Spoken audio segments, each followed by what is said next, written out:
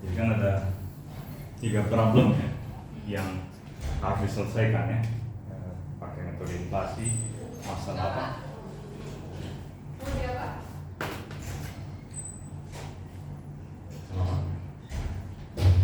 Masalah horizon ya. Horizon ini bisa diselesaikan. Jadi masalah horizon itu berarti berkaitan dengan apa? Inflasi itu kan, yang dulunya dia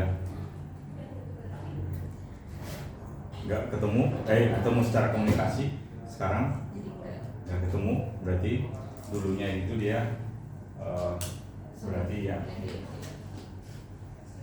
karena inflasi dia menyebabkan dia jaraknya nggak jauh. Dan masalah apa lagi? Flatness ya. Ya, jadi masalah flatness ini bisa juga diselesaikan bukan flatness ini ke dataran ya, dataran ke flatness. Ini kita bisa lihat bisa diselesaikan, berarti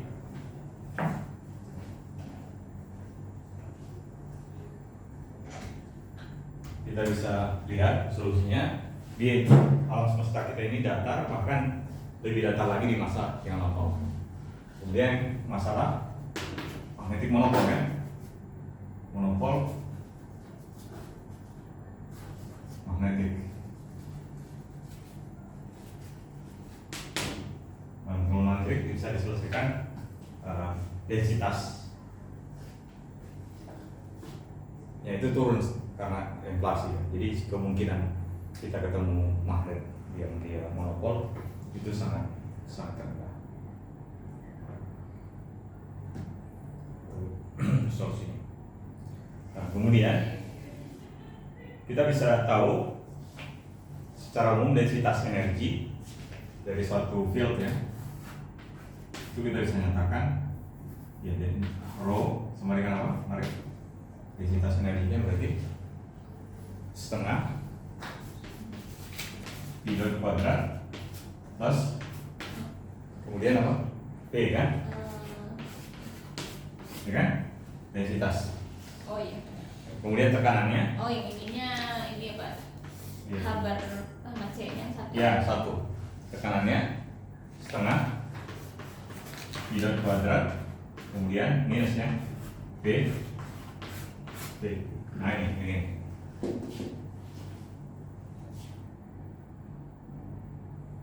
Kemudian kita hentikan medan inflatornya itu berubah sangat lambat, sehingga apa? Sehingga kalau dia sangat lambat berarti pi dot kuadratnya ini jauh lebih kecil dibanding dengan potensialnya. Jadi sangat lambat. Ini kan kecepatan sangat lambat sehingga dia lebih kecil dibanding. Kemudian kalau dia sangat kecil seperti itu, sangat lambat, berarti densitas P-nya menjadi apa? Mendekati apa?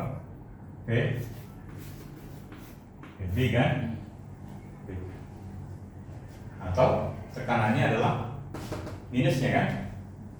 Tekanannya adalah minus, mendekati minus P.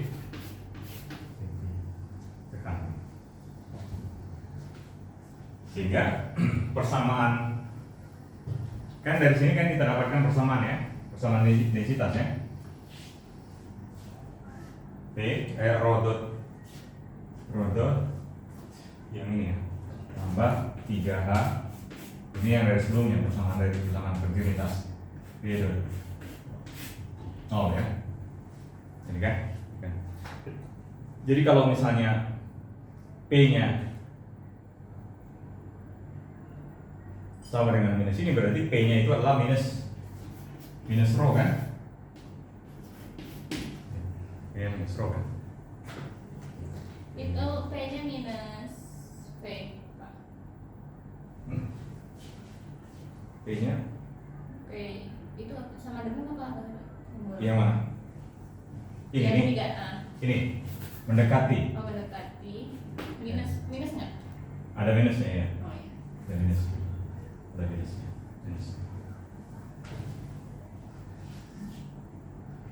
Sehingga kalau misalnya di dekat di sana berarti ini kan 3P minus.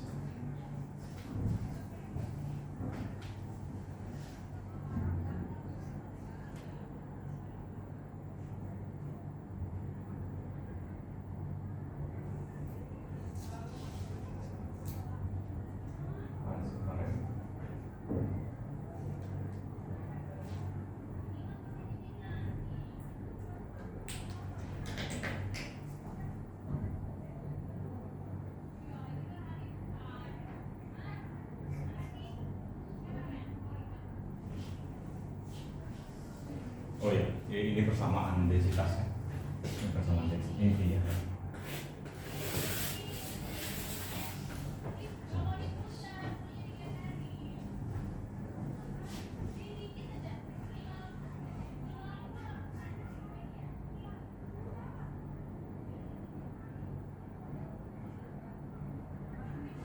Dia.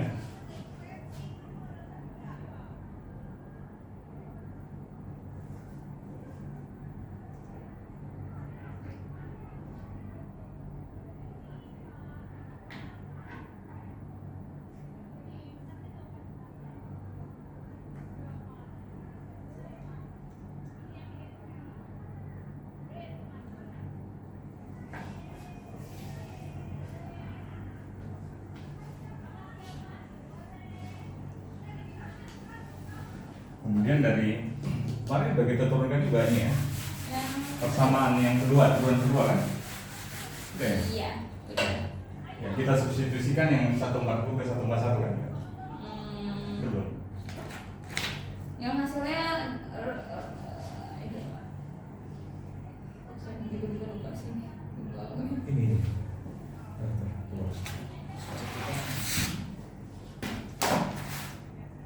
Yang ini? Iya. Ya, rodotnya kan kita substitusikan kan? Hmm. Kita substitusikan persamaan. Ya, substitusikan persamaan 140 ini ke 141 ini, ya kan? Masukkan ini kan ke 141 ini kan? Oke. Ini.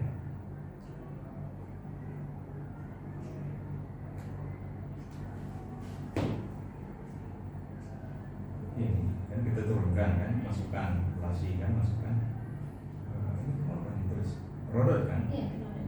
rodot kemudian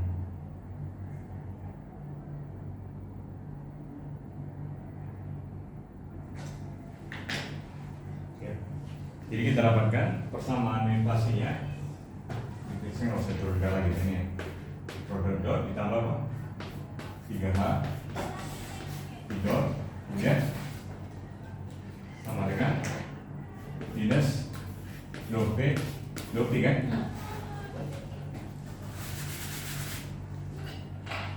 Minus 2P.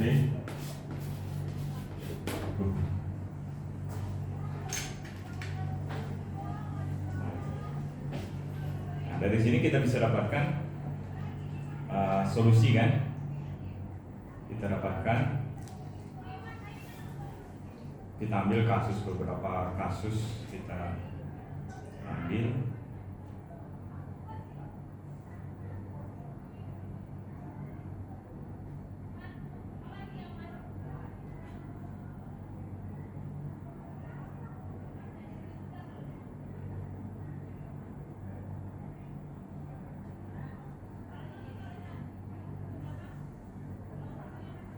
Kemudian ini kan sama halnya dengan kemarin mungkin saya jelaskan juga terkait dengan pegas, ya kan? Nah, pegas ini kan persoalan pegas ya.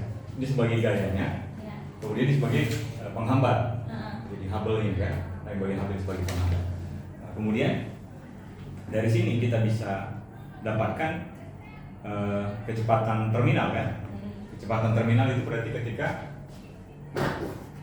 I.nya itu sama dengan 0. Sama aja dengan kecepatan terminal kalau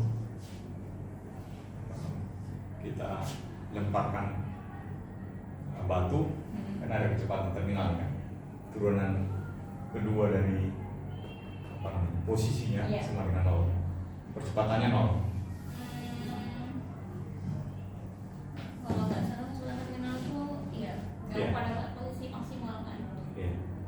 Percepatan. Jadi P dot-nya sama dengan 0, sehingga dari sini kita dapatkan jadi 3H P dot itu sama dengan minus V kan ini 0 kecepatan terminalnya. Atau dari sini kita dapatkan P dot-nya itu adalah sama dengan apa?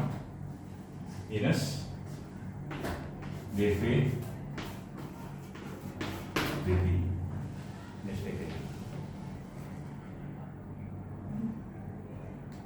Iya. 3H-nya. Oh iya. Per 3H ya? Seperti 3H ini ya? Ya. Seperti 3H.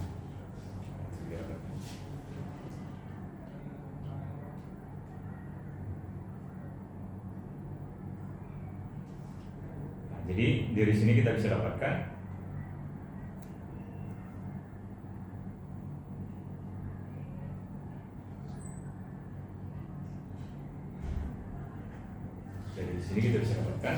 berarti kan tadi kan P dot kuadrat itu, P dot kuadrat ini kan ini tadi kecepatannya itu jauh lebih kecil dibanding potensial tadi kan kecepatan. Jadi kalau yang tadi inflaton tadi inflatonnya itu jauh lebih kecil kecepatannya. Jika medan inflaton berubah hanya sangat lambat sebagai fungsi waktu, maka kita bisa tuliskan seperti itu. Nah, kemudian kalau misalnya kita anggap dia sangat lambat, berarti kita ganti P dot ini kan dengan ini. P dot itu dengan sana. Kita ganti P dot kan? Berarti apa kesimpulannya? Berarti dari sini kan kita dapatkan kan, berarti kan dV dt itu kan jauh lebih kecil dibanding dengan kan P dot itu kan yang tadi, atau dari sini dulu dV dt itu kan berarti ini adalah saya ganti P dot itu tadi, saya ganti itu berarti dV dt itu lebih kecil dibanding dengan saya kuadrat kan, karena kan P dot itu kan tadi itu kan yang saya kuadratkan itu jauh lebih kecil dari, berarti saya kuadratkan juga ini berarti apa 9 H kuadrat per 9H kuadrat V. Kalau yang lainnya kan saya anggap 1 lebih kecil dibanding itu 9H kuadrat.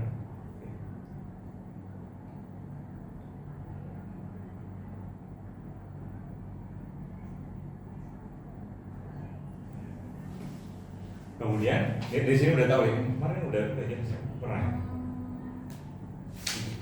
Belum. Kayaknya mungkin udah tapi nggak saya. Iya, dia cek di itu aja di recordan. Nanti saya mau masih aja Pak, itu P itu dimensinya apa? Kecepatan kuadrat kan? Oh kalau P aja berarti dia kayak posisi. Iya kayak posisi. Berarti kalau dia diturunkan sekali kan dia kecepatan itu. Kan dimensi energi kinetik kan, kalau dengan massa kan, kinetik. Oh iya dimensi kan. usaha. Yang ini ya. Iya, itu sama kayak kecepatan. Kita itu kan suatu nilai aja, nilai di suatu ruang gitu, suatu nilai. Jadi kalau misalnya dia kalau bergantung waktu, berarti sama aja kecepatan.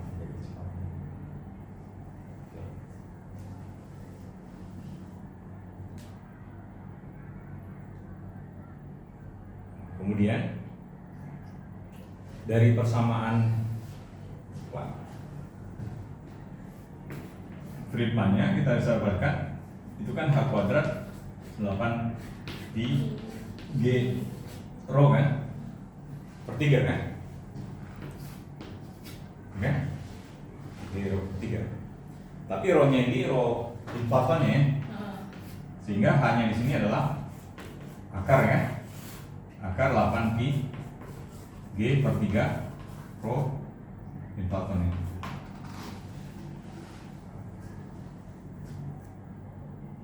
Kemudian rho-nya tadi kita dapatkan tadi adalah sama dengan V kan? Rho tadi kan? Iya. Kecepatannya kan dia sangat lambat ya. Dia lambat sehingga ini persamaannya menjadi apa? Hanya ini adalah akar 8 Ig per 3 apa? V.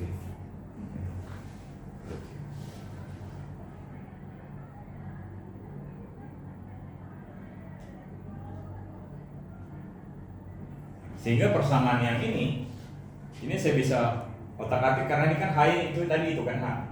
H kuadrat kan berarti ini kan? Dan ini kan H-nya kan? Berarti apa nih? Nah, ini akan lebih kecil dibanding. Jadi saya bisa ganti ini menjadi apa? 24 IG dikali dengan V kuadrat. Ya kan? Tinggal saya ganti aja H kuadrat. H kuadrat ini berarti kan 8 IG per 3 kali V.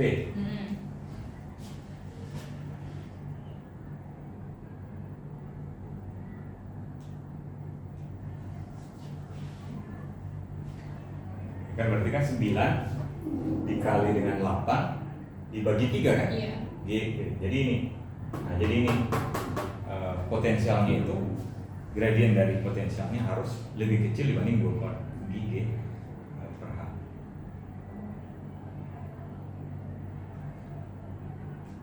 Atau ini sama dengan apa? Energi Planck kan? Iya, Ya, 24. ya. Ya, sama dengan energi Planck. Sehingga saya bisa tuliskan intinya. Sehingga saya bisa tuliskan di sini apa? dV per dt, kemudian EP per V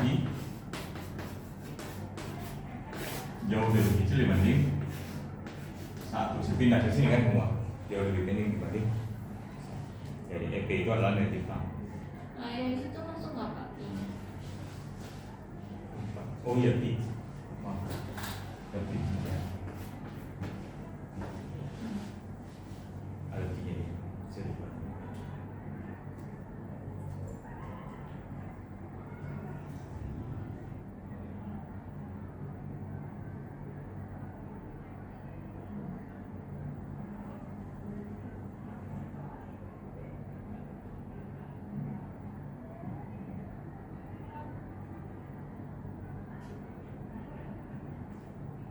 Jadi, nah ini kita bisa gambarkan sebenarnya ini dari grafik ini.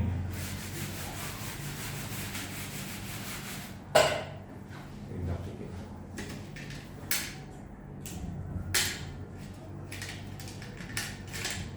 Jadi kan di sini kan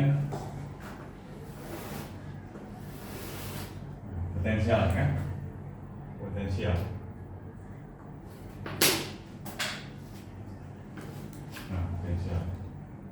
Potensial ini. Kemudian ini adalah medan. Kemudian ini potensial sini, kemudian bisa kembali di sini. Ini bisa.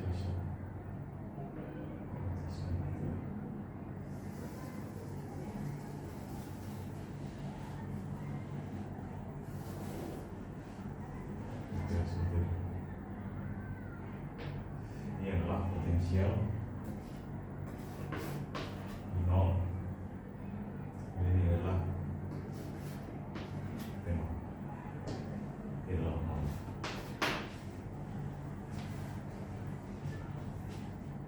Jadi kalau misalnya kita lihat di sini, contohnya di sini ya, potensial ini menimbulkan inflasi ya. Jadi potensial ini kan menimbulkan inflasi ini kan, ini ya, menimbulkan inflasi. Jadi potensialnya itu menimbulkan inflasi.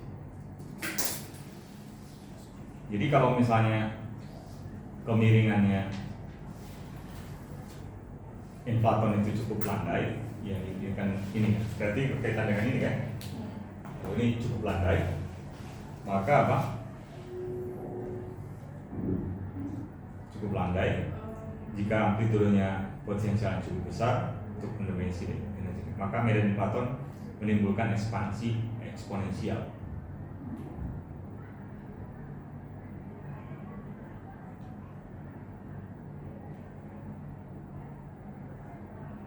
Contohnya ini di gambar, dia itu dapat menimbulkan, misalkan kita ambil potensial ditunjukkan di gambar.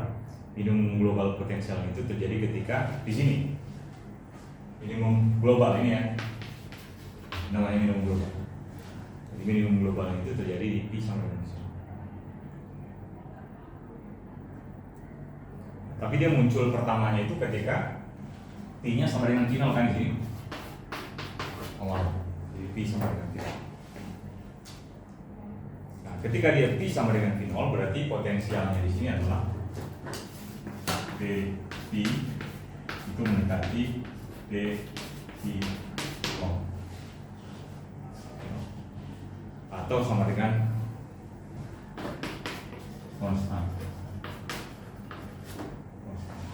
nilainya adalah konstan.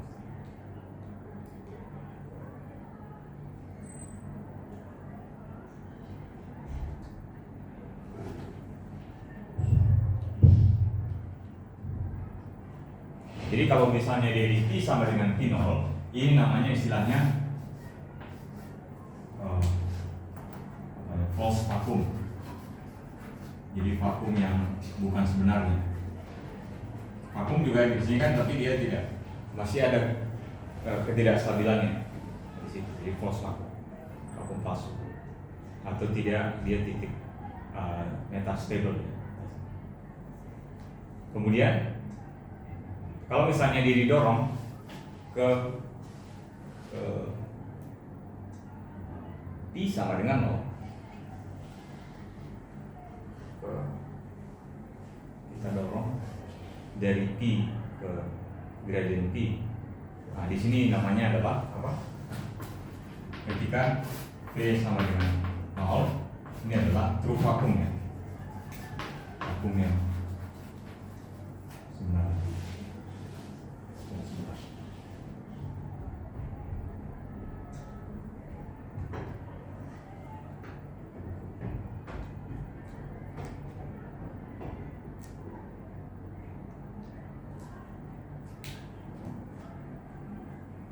Tapi kalau misalnya ini cukup lebar, ini kan kalau ini cukup lebar kan, jadi dia butuh waktu yang sangat panjang supaya dia nyampe ke sini. Butuh waktu Hubble sangat panjang supaya dia mencapai ini. Jadi kalau misalnya dia jarak dari sini ke sini cukup lebar. Jadi kalau dari sini dia masih kurang stabil kan, di sebelah ini bagian stabil di bagian ini.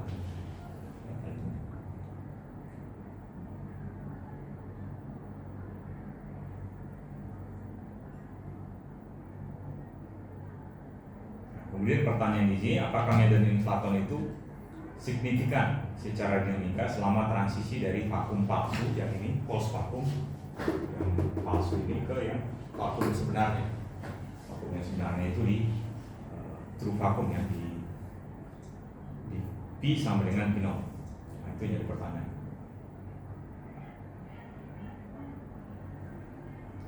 Jadi kalau misalnya kita lihat densitas di pada B sama dengan V0, berarti kan densitasnya apa? Densitas energi B sama dengan V0. Densitas energi tadi apa?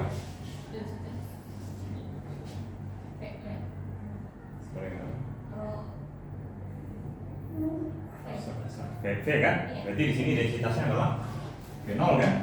Ya, densitasnya adalah V0 karena kan tadi di sini dia diam kan? Diam. Lambat lah geraknya kan? Lambat sehingga sangat kecil. Kemudian dari sini kita bisa lihat densitas ini sangat kecil dibanding densitas radiasi. Densitas radiasi itu nilainya itu ini karena udah di skip ini ya, kita mendapat itu ya. Densitas radiasi itu sekitar sebanding dengan alfa konstanta ya, dari pangkat nah, jadi sangat kecil dibanding dengan densitas radiasi. Kenapa sangat kecil? Karena T itu kan besar ya. T-nya besar sehingga densitas sangat kecil. Jadi kontribusi medan inflaton terhadap persamaan Friedman dapat diabaikan ketika dia di sini.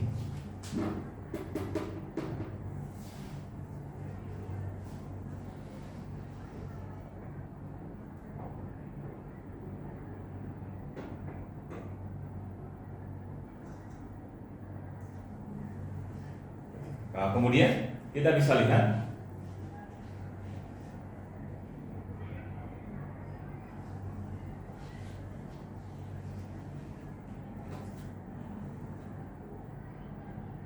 sekarang kita masuk kita lihat di sini, berarti suhunya di sini. Nah, suhu inflaton ya. Berarti kalau dari situ kan dia sebanding dengan ini ditangkap sebanding, berarti suhunya ini sebanding dengan berarti apa?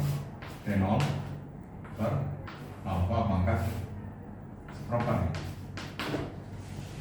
Pangkat seperempat. Atau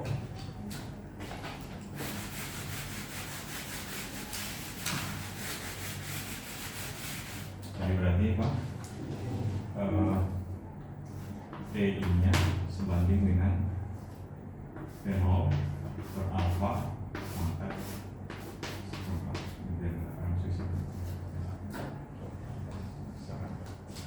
Jadi sekitar, kalau kita hitung ya, jadi sekitar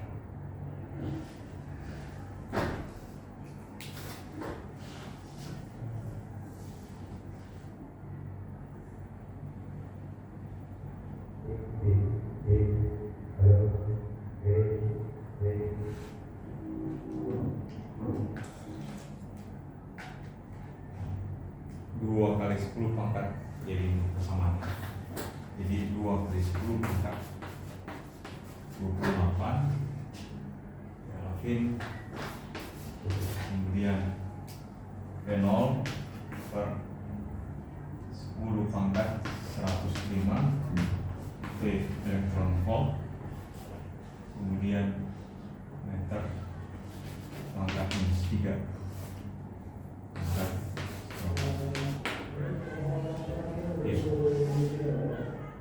atau kalau kita kali, kita dapatkan energi, kalau ini energi, atau kita kali T ini sekitar 2 kali 10 pangkat 12 volt T per 105, kemudian TV pangkat -3 pangkat seperempat.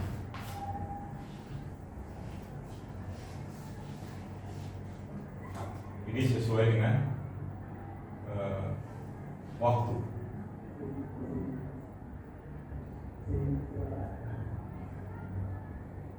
Ini waktunya.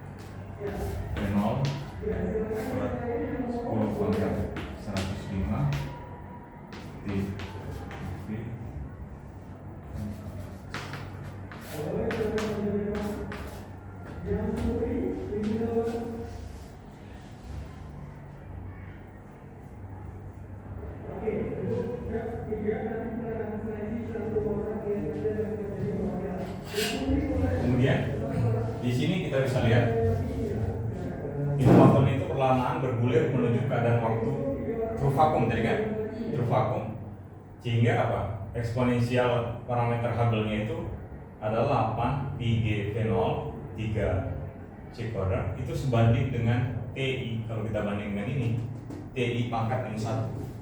Jadi sebenarnya kita bisa hitung sebenarnya, tapi ya lihat aja saja. Nilai ini kan sebanding dengan itu kan. 3C kuadrat berarti nilainya adalah TI pangkatnya 1. Jadi nilai dari konstan Hubble itu inflasi itu sekitar TI pangkat min 1 nilai. Jadi kalau kita bandingkan, jadi mendekati TI pangkat.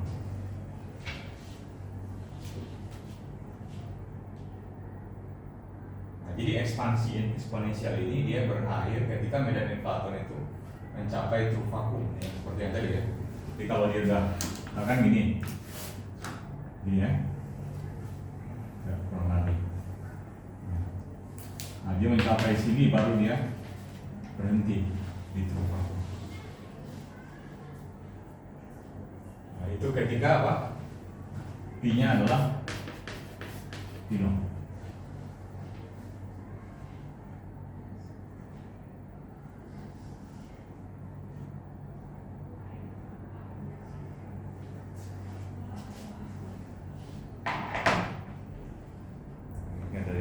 Beberapa versi gambar yang lain ya. Kemudian nilai potensialnya itu, lipatan potensialnya ditunjukkan di gambar yang tadi yang saya tulis tadi. Itu kalau kita lihat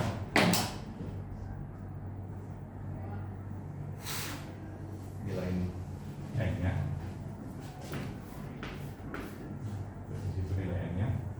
itu mendekati dari H, kemudian P0 per P. Nah, ini kalau kita bisa lihat ini sekitar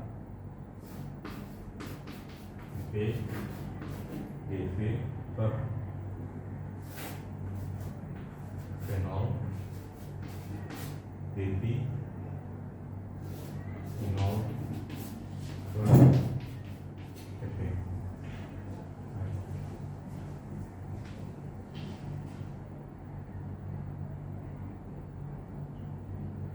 Jadi kalau misalnya nilai P0 dan P0 yang besar berarti apa maksudnya?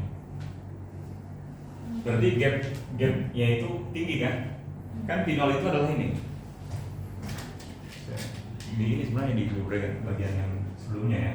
Yang mungkin saya tidak tuliskan di sini.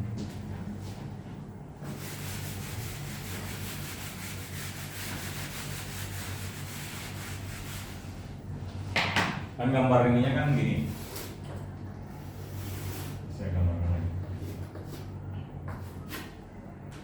Kan ini ya.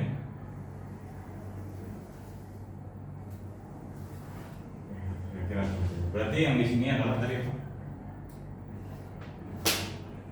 I sama dengan 0 ya. Kemudian ini adalah P0 ya. Kemudian ini adalah P0 ya. Jadi kalau misalnya nilai dan P0 dan P0 besar berarti apa? Kan tadi kan lipatannya itu kan bergantung terhadap secara umum tadi itu P0 dan apa di situ? Kan? Dan P ya. P0 dan EP. EP energi Planck.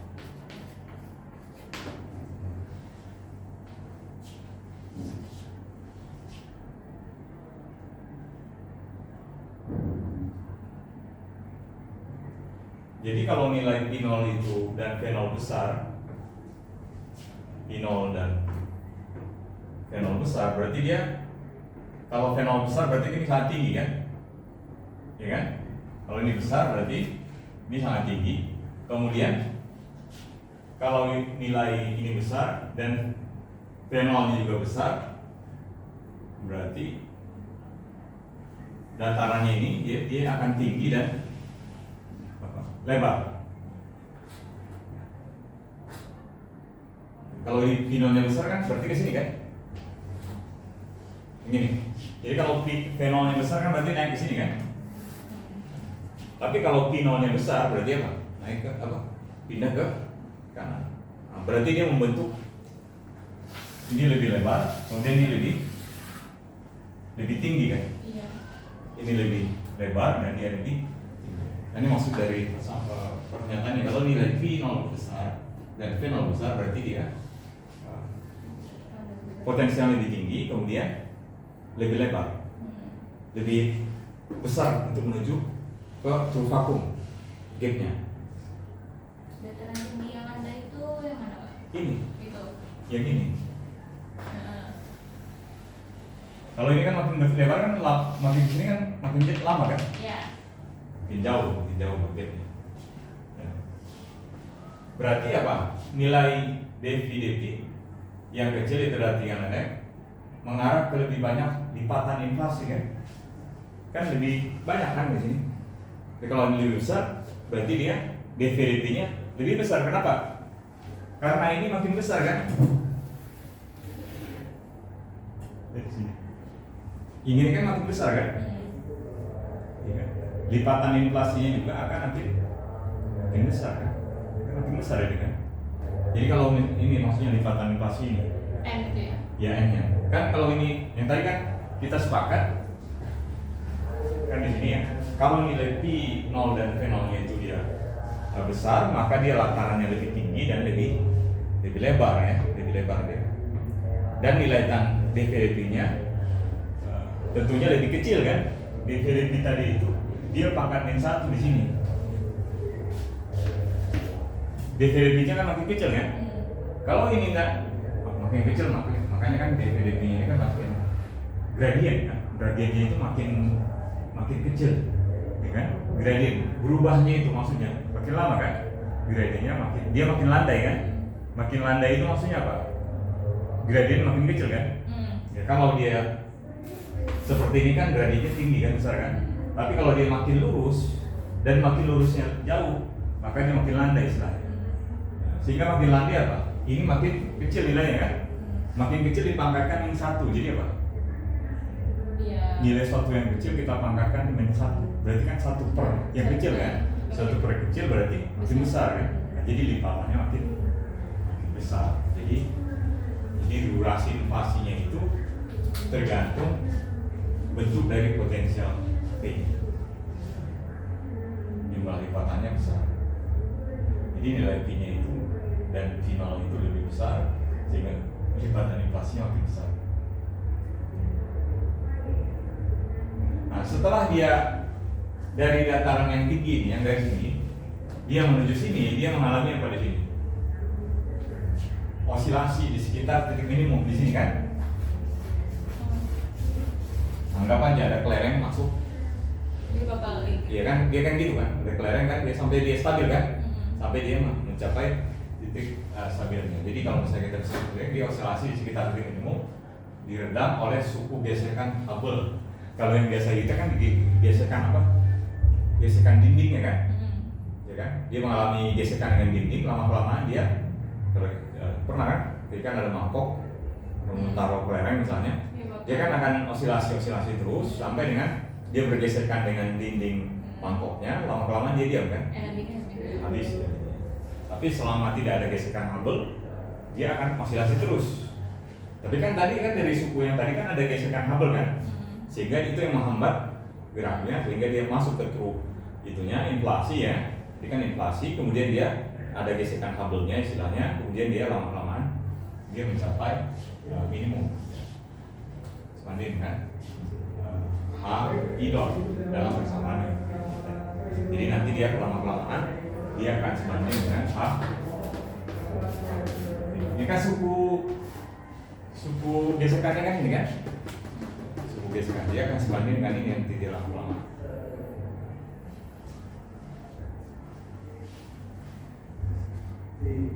Kemudian kalau misalnya kita coupling dengan medan lain di alam semesta, ada coupling lagi kan dengan medan lain, maka dia osilasinya makin cepat teredam. Nah, kalau kata ini kan non coupling, berbanding dengan medan lain di alam semesta, osilasi lebih cepat teredam.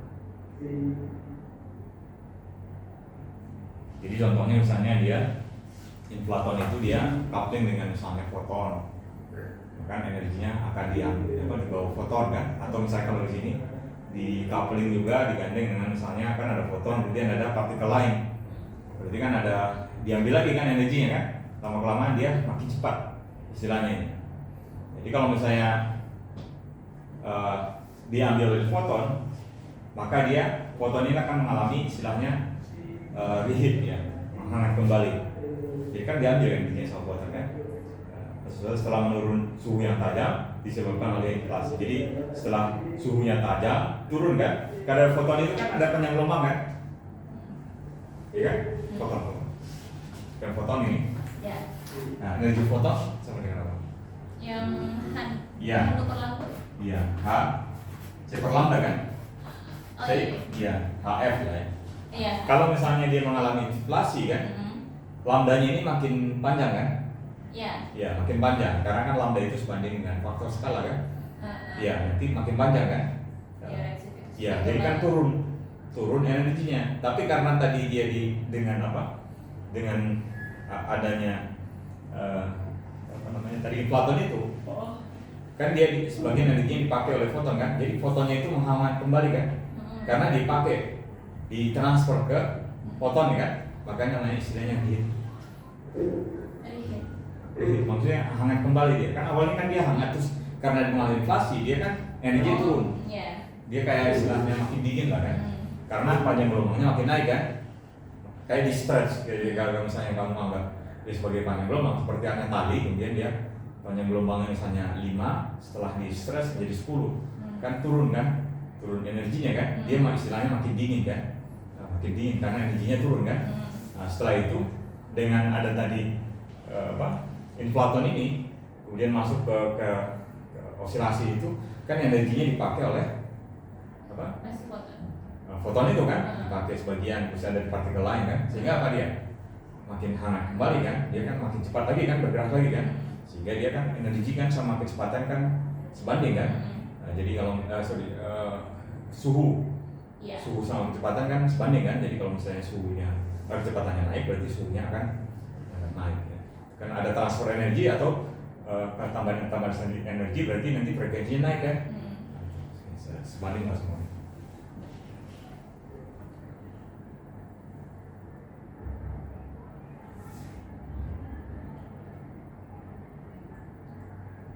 Nah, jadi kalau misalnya kita lihat energi yang hilang oleh medan inflaton setelah transisi fase dari vakum false vakum ke vakum sejati dapat dianggap sebagai panas laten dari transisi. Kemudian ketika air dengan membeku untuk menggunakan analogi energi rendah ya, dia kehilangan energi sebesar 3 kali 10 pangkat 8, 2 kali 10 pangkat 15 kilo per meter kubik yang digunakan untuk memanaskan sekitar, ya kalau misalnya di sini itu sekitar apa namanya?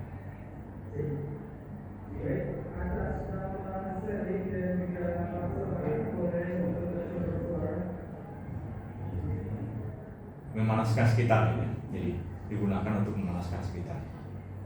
Nah, ketika yang membeku untuk menggunakan analogi energi rendah, dia kehilangan energi sebesar 3 kali 10 pangkat 8 yang digunakan untuk memanaskan energi sekitarnya. Demikian transisi dari vacuum close ke true vacuum, dia melepaskan energi fenol yang digunakan untuk menghangatkan kembali alam semesta. Jadi kan dihangatkan kembali alam semesta yang sudah akibat apa?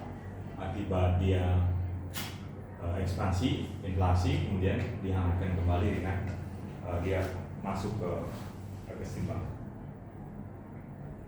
Nah, kalau misalnya faktor skalanya meningkat dengan faktor misalnya ya A TF per A PI itu adalah E pangkat N,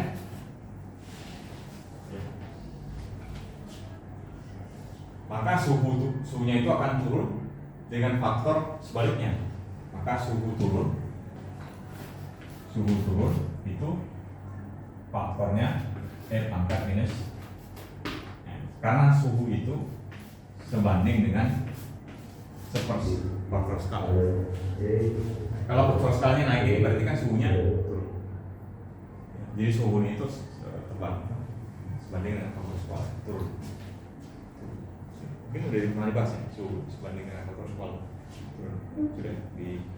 Iya.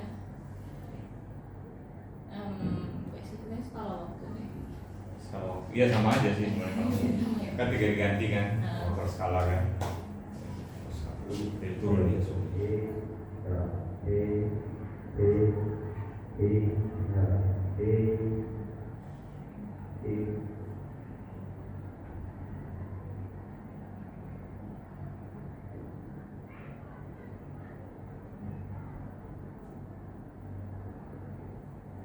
Jadi kalau misalnya kita ambil contoh dari mulai inflasinya itu dari Unified Theory, itu berlangsung lipatannya itu adalah 65 kali lipatan.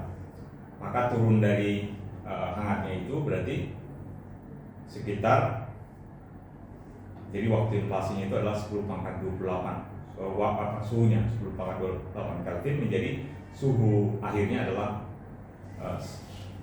10 pangkat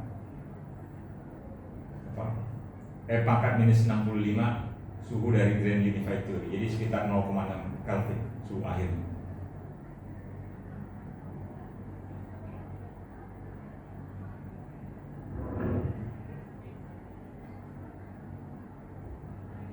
Jadi kalau misalnya Intercell ini, inflasi itu dia sangat efektif menekan jumlah kepadatan magnetik monopol, ya. Kemudian dia juga efektif menekan kepadatan jumlah jenis partikel, termasuk foton ya, termasuk foton. Jadi juga dia akan menekan juga. Nah, kemudian periode pasca inflasi ini dia dinginnya tidak terlalu lama. Jadi ketika densitas energi berkaitan dengan medan Platon diubah menjadi partikel karakteristik seperti foton, suhu alam semesta dipulihkan kembali ke prainflasi. Seperti yang tadi kan, suhunya kan dibalikin lagi kan. Jadi inflasi ini berhasil menjelaskan apa? Redness, ya kan? Homogenitas dan isotropi alam semesta. Nah, jadi kalau misalnya kita bisa ini memastikan bahwa kita hidup di alam semesta dengan densitas monopol magnetik yang kita abaikan. Kemudian pemanasan, inklusi pemanasan, kembali memastikan bahwa kita tidak hidup di alam semesta dengan densitas foton yang dapat diabaikan. Jadi kan yang tadi kan densitas fotonnya muncul lagi kan, setelah turun dia muncul lagi karena fotonnya itu kan ditransfer energinya ke foton. Jadi alam semesta itu homogen isotropik, tetapi yang membuatnya terlalu homogen dan klasik. Karena tidak hanya meratakan kelengkungan gelombang alam semesta, kelengkungan global alam semesta, ia juga meratakan kelengkungan pokar kelama fluktuasi dalam densitas energi. Nah, jadi kalau tadi kan ada fluktuasi densitas energi, kemudian sekarang homogen, kemudian fluktuasi energi sebelum inflasi adalah 1, maka dia menjadi fluktuasi densitas itu. Kalau kita secara naif ya, kalau ini lipatannya 65 menjadi 10 pangkat minus 28. Jadi kan kenapa fluktuasi densitas di awal-awal lebih besar? Karena kan volumenya kan kecil kan. Nah, kemudian makin ada inflasi, kemudian ada lipatan, sekarang turun kan densitasnya, jadi 10 pangkat minus 28, sekitar segitu ya. Bisa bilang itu berarti hampir homogen kan tidak, hampir tidak ada fluktuasi kan. Jadi kalau perbedaan densitas itu kan berarti kan masih kan kemarin berarti apa? Densitas berarti kan kalau misalnya kita anggap ini adalah rho, berarti apa? Kalau mengalami densitas berarti kan rho rata-rata 1 tambah densitas kan?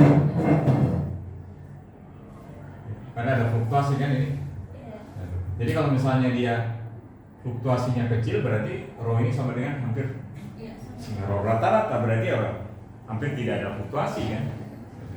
Jadi kita anggap seperti homogen. Tapi kalau densitasnya besar berarti kan rho-nya itu berbeda dengan rho rata-ratanya kan? Berarti ada fluktuasi yang besar.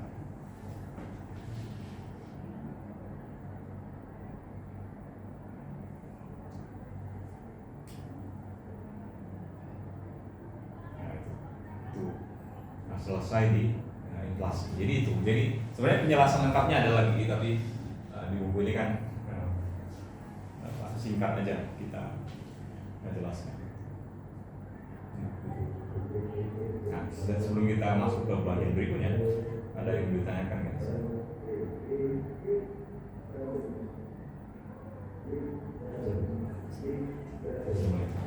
Berikutnya itu kita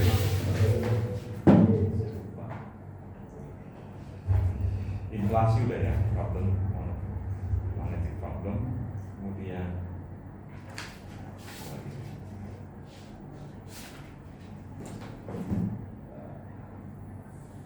formation of structure atau apa? Inflation kan udah. Nucleosynthesis sudah. Sudah belum? Udah. Ya? Sintesis. Sudah.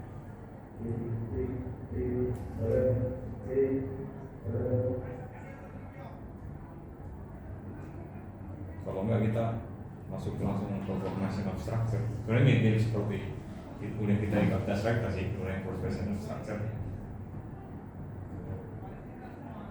Sintesis. Sebenarnya kalau di buku ini mungkin sintesis dulu baru inflation. Tadi ada beberapa buku juga agak belakangan. Ya kalau di rider Udah belajar belum? kayaknya belum. Belum. Belum ya. Sintesis.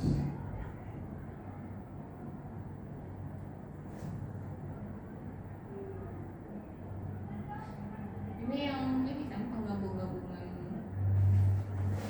Ya sintesis nuklir. Iya. Nuklir. Iya. Udah. Belum. CMB udah ya? CMD. Ada apa? Oh ya CMD sama Bu Yani kan? Sudah ya, CMB udah. Kemudian sebenarnya yang terakhir ya formation of structure. CMB udah, dark matter udah ya. Measuring of cosmological parameter udah. Semua yang berarti ya. Udah ya. Ayo. Sintesis. Nuklir sudah semua Pak. Oh iya. Oke. Nah, jadi kalau nucleosynthesis kan di CMB itu di CMB itu kan dijelaskan alam semesta itu di waktu last scattering ya itu sekitar 0,35 miliar tahun. Last scattering tahu kan maksudnya last scattering? Ya itu tuh Mas.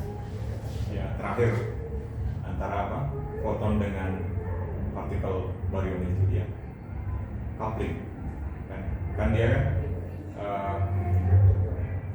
terjadi interaksi terus kan interaksi terus kemudian setelah itu suhu turun kan ya, suhu turun karena ekspansi alam semesta sehingga dia sekarang kan kalau misalnya dia recoupling kan dia butuh energi kan ini ya, energi jadi sekarang udah lepas jadi foton itu dia tidak terionisasi lagi atom atau partikel-partikel itu tidak terionisasi kan sebelumnya kan dia mau membentuk atom kan misalkan elektron, proton menjadi membentuk atom tapi kalau misalnya dia energinya cukup terus jadi foton maka dia pas mau membentuk dia nggak stabil kan karena terlepas lagi kan terdisosiasi terlepas lagi kan sehingga dia tidak bisa membentuk partikel yang stabil kan sehingga setelah energinya turun maka tidak ada udah terlepas tuh coupling dengan foton kan fotonnya terlepas dari coupling dengan partikel-partikel baryon misalnya dia terlepas sehingga foton itulah yang ditangkap sebagai CMB. Jadi waktunya itu sekitar 350 tahun setelah Big Bang kan atau 0,35 mega year kan. Ya kan? 350 itu kan berarti kan 0,35 juta kan. Itu kan mega ya. 0,3 kali 5 0,35 kali 10 kan mega kan. Ya, jadi sekitar 353 tahun. Miliar tahun. Nah, jadi kalau dia sebelum Big Bang, sebelum last scattering, T sama dengan T lebih kecil daripada last scattering, maka alam semesta itu istilahnya apa? Ingat nggak? Opak. Apa istilahnya opak itu? Tebal. Hah? T kurang dari T las scattering. Jadi las scattering itu sekitar 0,35 mega year ya, mega tahun.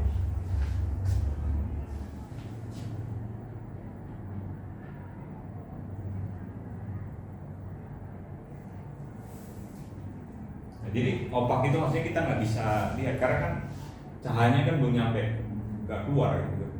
Opak, opacity. Jadi kita kayak terlalu makan. Ya maksudnya kita nggak bisa lihat Pak. Jadi kita nggak bisa lihat. Jadi opacity dari alam semesta di awal-awal itu sehingga kita nggak tahu informasi yang di luar las scattering di kecil. Jadi kan supaya tahu informasi kan itu sebenarnya kita butuh foton kan. Foton ini seperti halnya messenger dari alam semesta sehingga kita nggak tahu informasi. Meskipun beberapa informasi bisa dibawa oleh misalnya cosmic ray kan, cosmic ray, sinar kosmik, kemudian neutrino.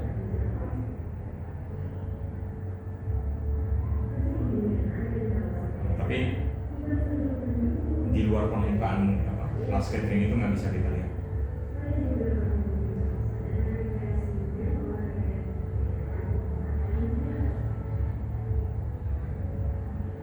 Kemudian kalau radiasi itu sangat kuat melebihi materi, maka sebelumnya faktor skalanya lebih kecil dibanding radiasi materi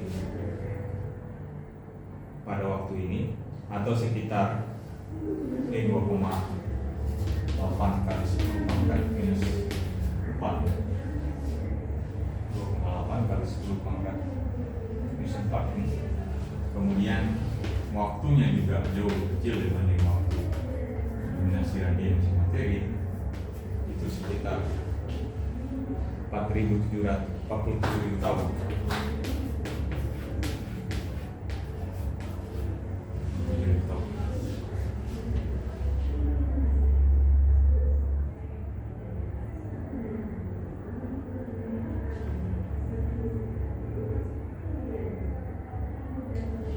Jadi ekspansi alam semesta itu memenuhi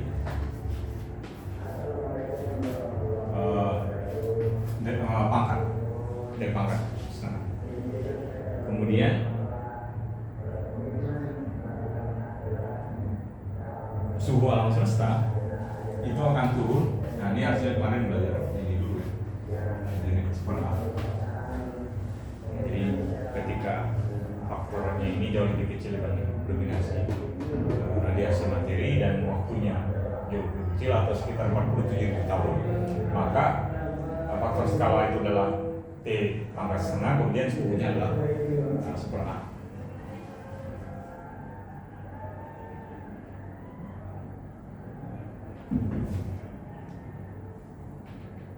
Nah, dari sini kita bisa dapatkan, kita hitung berarti energi fotonnya kan.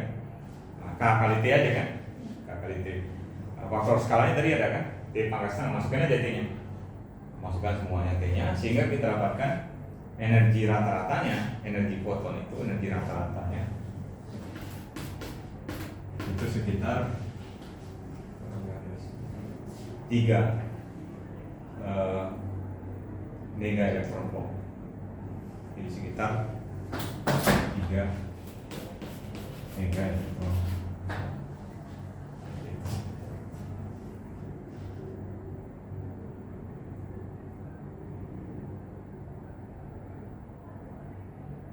Jadi energi per fotonnya itu sekitar 3 mega elektron.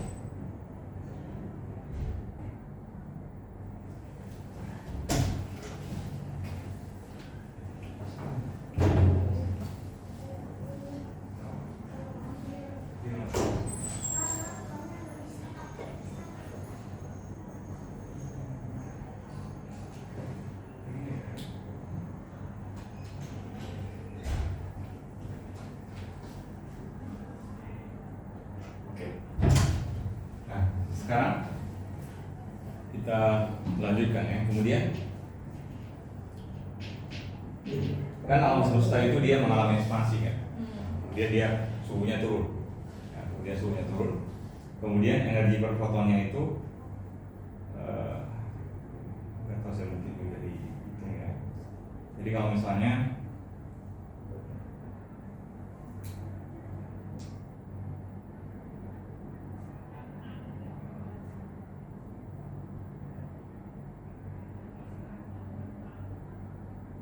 energi rata-rata di Planck itu sekitar 10 pangkat 28 itu 10 pangkat 28 elektron volt di waktu Planck.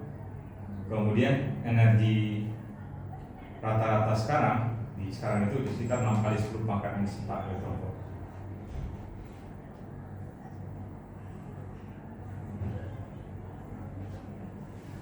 Jadi kalau di sini kita bisa lihat udah pernah dihitung energi Planck. Tadi tinggal masukin aja sih nilainya energi Planck ya. Jadi sekitar 10 pangkat 28 elektron volt. Masukannya. Kemudian yang sekarang kita bisa hitung sebenarnya itu sekitar 6 kali 10 pangkat 8 energi rata-ratanya. Kemudian berarti dari situ kita bisa dapatkan alam semesta itu berarti mengembang sekitar, kalau sekarang kan 6 kali 10 pangkat minus 8 minus 4, berarti alam semesta itu berkembang sekitar berapa? Kan energinya kan tadi 10 pangkat 28, yang sekarang 6 kali 10 pangkat minus 4, berarti sekitar ordernya tambah. Jadi ordernya sekitar 10 pangkat 31 ya. 10 pangkat 31 apa ya? Nah, ekspansinya minus 3 apa? Oh ya, saya berapa? minus 3.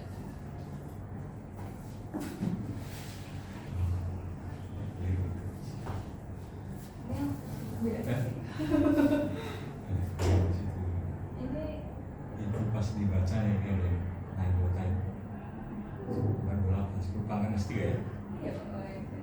Iya, ordernya itu kan 6 kali 10 pangkat minus sekian itu ya benar 10 pangkat minus 3 kan di situ kan yang di ini buku lama ya 6 kali 10 pangkat minus 4 itu kan sekitar order agak 10 pangkat 3 ya.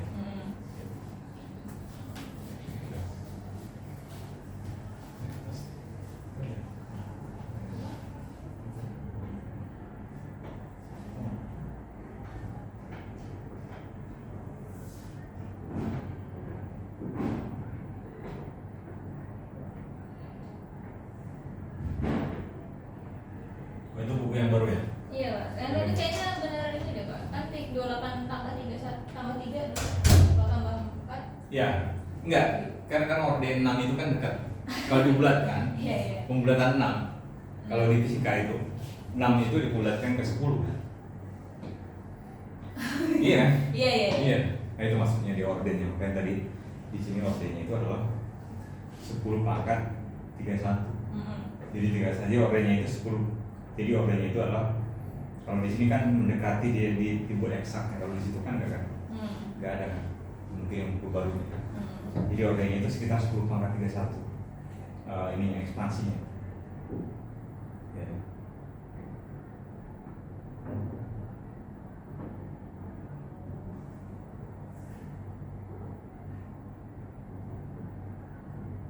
Kemudian apa lagi yang dimasukin di sini?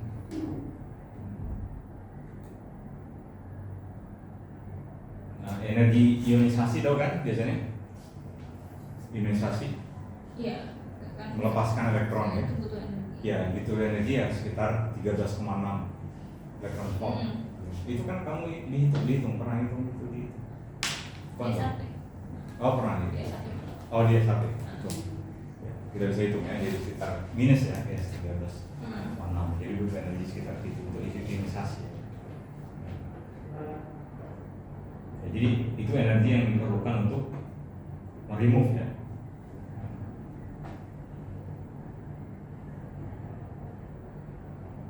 Elektron keluar ya dari atomnya tadi. Yang contohnya sih hidrogen biasanya. Ya hidrogen biasanya karena kan dia nuklir terluarnya itu kan satu aja kalau elektron kan. Atau sekitar ya di sini disebutkan dia energinya sekitar 10 lah di bom belakang.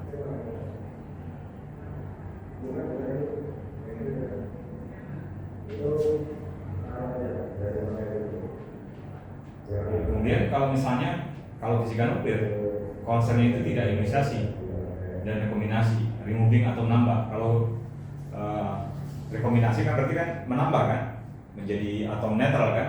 Kalau ionisasi kan berarti menghilangkan kan, melepaskan kan, ya ini kan, kan inti ya, yang model atom bor lah, sederhana kan. Berarti butuh energi berapa nih kan supaya terlepas kan? Berarti butuh energi sekitar apa? 13,6 elektron supaya terionisasi. Jadi ion. Kalau di fisika nuklir, karena namanya nuklir, nggak fokus untuk ionisasi ini, untuk ionisasi atau rekombinasi, tapi apa? Fokusnya itu untuk pembelahan dan fusi kan. Jadi kalau di fisika nuklir itu tidak nggak concern ini, tapi dia lebih energi yang lebih besar untuk fisi dan fusi. Belajar juga fisi. Ya. Fusi sih Pak, kalau fisi nggak? Fusi kan di dalam matahari. Ya, fisi ya, energi yang paling besar itu fusi. Itu yang masih sulit. Kalau fisi ya sekarang itu pembelahan itu. Jadi saya uranium kemudian dibelah kan, caranya gimana? Ditembakkan apa? Partikel kan? Dari partikel ke dalamnya. Kemudian setelah itu pecah lagi kan energinya, terus dia energinya itu dipakai lagi ada dan seterusnya. Jadi berantai dia, sifatnya berantai, jadi berantai. Kan saya sudah tunjukkan apa namanya nuclear fission, uranium ya. Kalau fusi kan dari yang paling sederhana. Iya, digabung. Tapi dari penggabungan itu ada energi kan, sisanya kan. Nah, ini kalau dia sembari saya kasih podcast di Terra Official itu di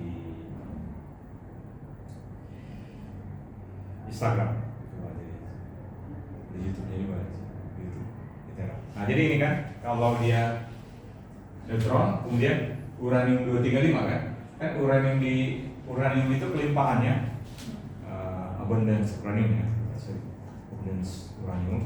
Kenapa uranium ini kita pakai? Itu berkaitan dengan uranium mana yang bisa lebih mudah untuk ditembakkan, dibelah. Jadi kelimpahan uranium itu sebenarnya di alam itu, saya lupa saya kelimpahan, sekitar uranium 235 itu lebih besar, sekitar 97,90 ya, 97% nggak usah.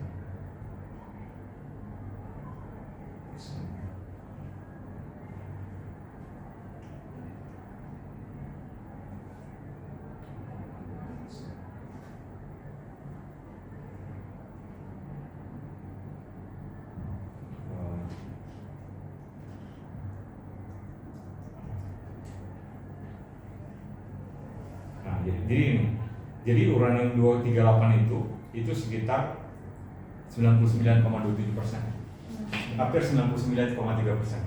Jadi hanya 0,7% uranium yang mudah untuk uranium 235. Tapi kalau ini ada juga uranium 234, tapi kelimpahannya itu yang lebih banyak dibanding ini. Yang kedua ada juga 234, itu adalah U235. Nah, yang cocok untuk dijadikan bahan bakar fisi atau fisi nuklir itu adalah U235. Dia lebih stabil. Lebih mudah untuk dibelah. Kan ditembakkan neutron kan dia harus ini kan terbelah kan, lebih mudah. Sehingga apa? Sehingga dibutuhkan diperkaya kan uraniumnya kan di alam campuran ini kan, kemudian diperkaya lagi sampai dengan konsentrasi kan naik. Kalau misalkan dia untuk jadi bahan bakar pembangkit itu butuh sekitar 5%. Tapi untuk jadi senjata itu butuh 90%. Jadi itu namanya, itu yang dipakai untuk pengayaan itu sebenarnya agak ini ya, agak apa namanya? Jadi Oh iya, taruh di samping. Nah jadi untuk memperkayanya itu kan ada satu teknologi lah kan, ada banyak ya, ada yang di apa namanya pakai centrifuge dipisah-pisah kan, kenapa ya? Ya di centrifuge nanti dipisah gitu.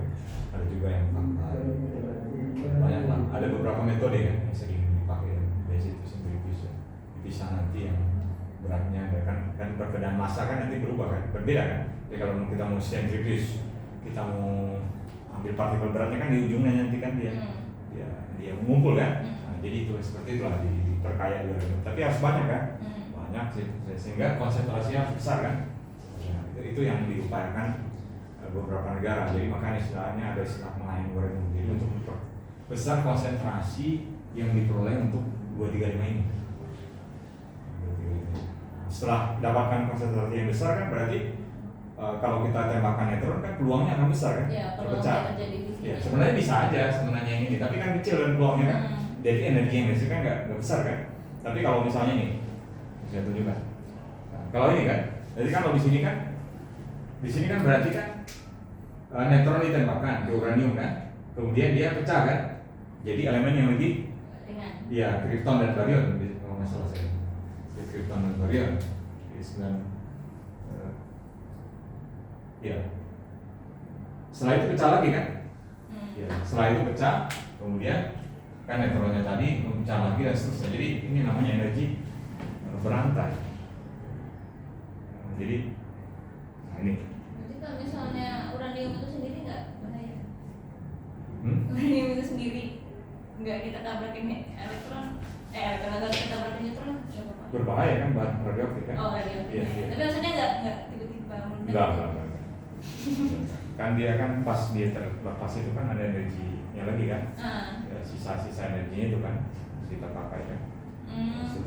Jadi itu sebenarnya ketambahan. Nah jadi gini, jadi ada mekanismenya. Jadi mungkin secara saya nggak ada statistikan nuklir, saya cuma tahu reaksi fusi. Nah ini ada sisanya kan ini, ada energinya ini, ada energi kan. Jadi kan neutron saya tumbangkan uranium kan, dia kan harus berlaku sifat, pokoknya nomor massa, nomor atom tahu lagi kan, harus sama kan. Itu gini ya ada Pak. Ya, kan ditembakkan barium sama krypton kan, muncul sama ini kan sama nih semua harus kan nomor apa? Isotop. Bukan nomor ini atomnya kan, sama kan, jumlah ini kan 1 sampai 235 kan sama, juga sama kan? Ya, sama. Kemudian ini sama semua ditambah ini. Tapi ada energi kan sisanya kan? Energi inilah energi. Ya inilah energinya yang diperoleh ya. Energi nuklir itu. Ya, nuklir. Dan nanti kan ditambah lagi kan energi ini. Ada lagi kan? Dari ini kan tembakin lagi kan? Ada neutron ini kan tembakin lagi kan? Oh, dari sisanya. Ya. Tembakin lagi kan? Pecah lagi. Kan jadi energi makin banyak. Nah, energinya ikan yang mc kuadrat itu kan? Kan dia bergerak kan dengan kecepatan relativistik kan. C kuadrat itu energi nuklir besar. Semakin besar, karena kan konsentrasinya makin besar, chance-nya dia membelah kan makin besar kan. Nah itulah sebabkan kita itu harus memperkaya. Kalau mau dia menjadi senjata yang energinya besar, maka kita harus kaya sampai 60%. Sebenarnya 60% dan berapa persen juga bisa, tapi masih sedikit energinya kan. Dan dia harus besar sekali kan. Kalau yang 238 berarti kalau ditampakinnya itu kan jadinya 239 dan itu nggak ketemu pecahan ya? Cenderung dia kecil kemungkinan. Jadi kalau kita bisa lihat di sini, dia kenapa kita nggak bisa? Dia cenderung lebih stabil. Malah cenderung lebih stabil yang 238. Iya. Coba lihat.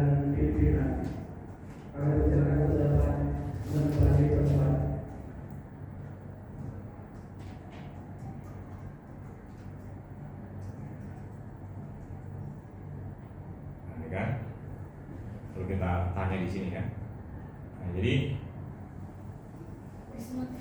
iya, it not visible, or cannot sustain chain reaction with slow moving or thermal neutrons. Jadi ya kecil lah mungkin. require much higher energy neutron than is typical produced standard. Jadi butuh energi yang lebih besar justru. Kalau ini enggak sih. Yang perlu itu kan kalau kita mau buat pembangkit atau misalnya buat senjata kan, energi jangan besar kan yang kita tembakkan kan. Nah itu sebabnya kenapa kita nggak menggunakan. Walaupun meskipun kelimpahannya banyak kan, kalau kelimpahannya banyak apa yang kita perkaya lagi? Udah 99% kan? Berarti bisa disintesis Pak, dari 238 ke 235. Ya itu 9 dari memperkaya, bukan memperkaya aja. Karena diambil kayak diperkaya kan diambil terus perkaya lagi. Oh tapi nggak bisa bener-bener dari 238 kita kurangin sesuatu jadi 235. Bukan itu udah memperkaya. Makanya istilahnya pengayaan kan? Iya, jadi emang cuma ditambahin ke handrat. Kita emang menghimpunnya 235 aja gitu. Kita tambah-tambah lagi kan. Tadi kan yang di alam apa kan? Kayak dia ambil, boleh perkaya, sekali. Sehingga nanti konsentrasinya tinggi, akhirnya kita dapatkan banyak. Sehingga itulah yang kita pakai sebagai energi.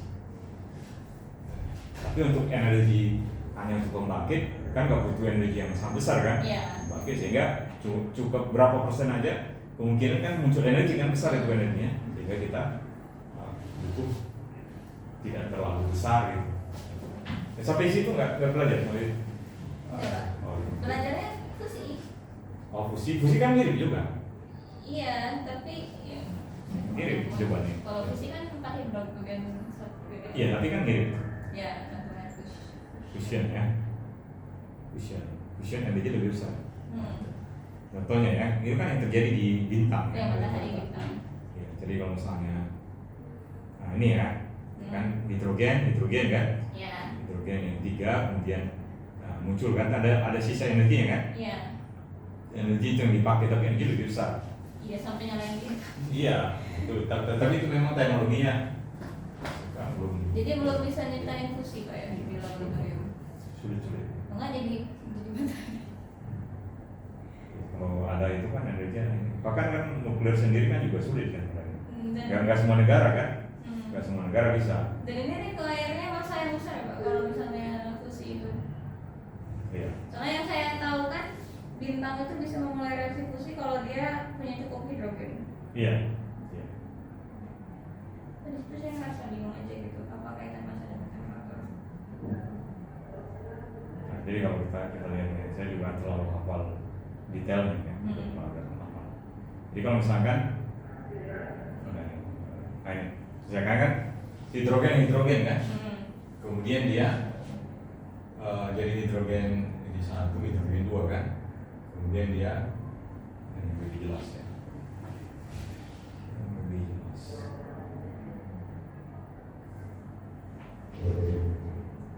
Nah ini, jadi kan misalkan deuterium sama tritium lah misalnya, sama-sama hidrogen kan, kemudian dia bergabung, kemudian jadi apa? Helium sama neutron kan. Nah itu sisanya itu kan energinya kan. Pakai pengalaman energi aja. Iya. Energi. Kalau di sini hitung energinya, terus ini energi berapa? Itu sisanya ini jadi energi. Nah, dihitung aja. Sisa ini energi berapa? Ini berapa? Sisa. Jadi kalau misalnya banyak, tergantung reaksi. Tapi dihitung energi kan kalian? Iya.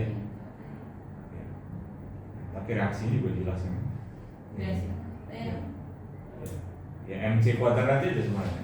Defek massa ya istilahnya. Sisa masanya itu. Iya. Iya. Fisika nuklir sih ada khusus belajar ini. Fisika nuklir itu cabang dari teori atau dari material? Nah, sifatnya sekarang itu sebenarnya umum sih mirip. Kalau di kita itu mata kuliah wajib semua. Jadi orang fisika harus ngambil. Tapi banyaknya orang fisika yang teori yang ngambil. Fisika nuklir kan, fisik. Itu kan gabungan kalau juga di partikel fisik kan yang di fundamental lagi kan. Nuklir kan hanya tahu dari sekitar reaksi segala macam nuklirnya, tapi kan di bagian fundamentalnya lagi. Neutron itu kan sama proton kan, neutron sama proton kan bisa dibagi lagi kan 3 core kan. Terus interaksinya sekarang itu masuk lebih banyak orang fisika teori istilahnya. Kalau fisika nuklir ini banyak, ada orang yang lebih ke reaktor, dia ada eksperimennya juga, ada simulasi juga. Tapi banyak juga fisika teori.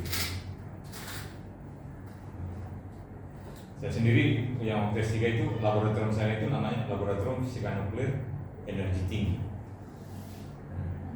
Jadi, tapi nggak belajar nuklir secara ini, tapi belajar lebih fundamentalnya lagi, fisika partikel, Larmor Collider gitu. Seterusnya. Ya, terus nuklir ini kan juga ada bintang kan, belajar juga di kosmologinya, astrofisika elektristik. Itu sebenarnya kompleks. Jadi dia nuklir ini bisa diterapkan di banyak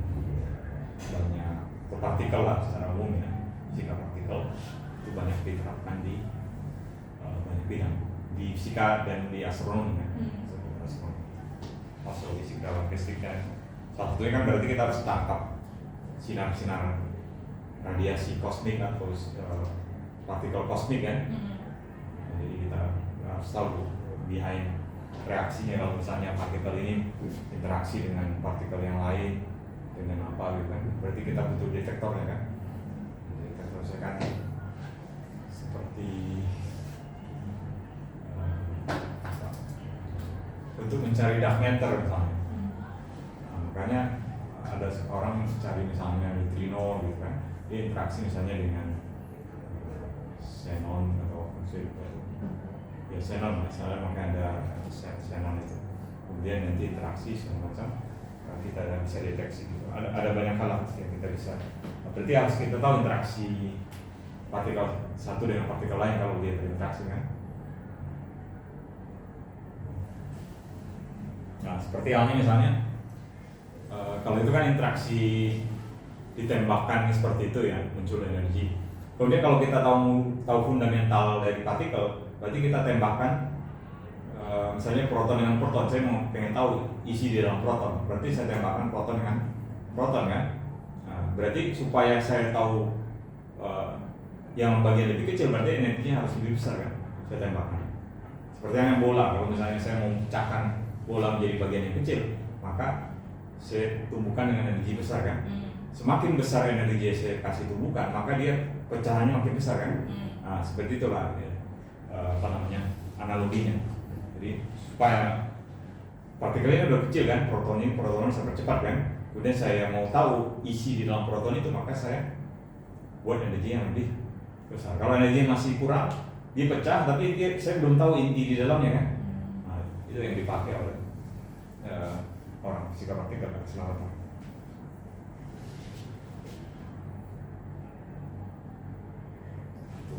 Tadi ya.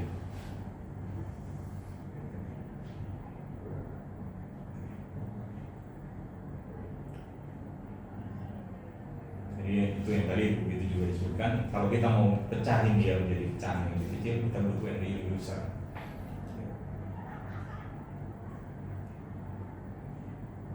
Jadi gabungan proton dengan neutron itu kita namakan sebagai nuklir ya, inti ya, itu sebagai inti nuklir. Kalau kemarin kan sempat inti saya singgung, harusnya proton dengan proton itu dia itu tidak menjadi inti kan? Iya. Ya, harusnya nggak ada inti atom, tapi kenapa ada inti atom? Berarti dia harus ada energi yang mengikat kan? Nah, kita namakan sebagai strong interaction, interaksi gaya nuklir kuat ya. Nah, gaya nuklir kuat itulah yang membuat adanya inti atom. Nah, gaya nuklir kuat ini kita istilahkan partikel yang membawa interaksinya sebagai gluon, seperti halnya lem kan, lem itu gluon. Jadi kalau orang mungkin udah kayak habisan kata-kata kali orang fisika ya, sehingga interaksinya dinamakan dengan partikelnya itu gluon. Karena ada foton kan, foton seperti ada on-onnya itu foton. Partikel elektron kan, proton, muon, pion, ada. Muon pernah belajar kan? Ya, cuma hadron gitu. Itu banyak lah itu di fisika. Saya pernah dengar aja sih, tapi tidak tahu. Itu ada.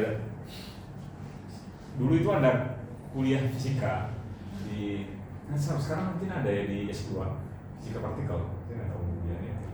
Ini teori medan kuantum. Bukan, ada khusus fisika partikel. Nggak tahu dibuka di semester apa atau saya lupa. Ada di kurikulum baru. Nah, itu. Saya rasa itu dulu ya di sekarang ya. Ya, nanti kita lanjutkan. Tapi insya Allah ini selesai di buku ini, karena ini kan pertemuan ke-12 ya. 3 lagi. 3 lagi nggak sih? Ini belum. Kita sampai 15 ya 3 lagi. 3 lagi ya. 16-nya kan UAS. Iya bisa.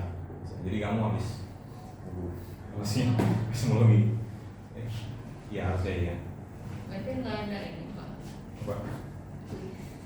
Kuis ya. Biasanya kan 15 kalau UIN ini 15 kuis. Oh iya mungkin ada nanti.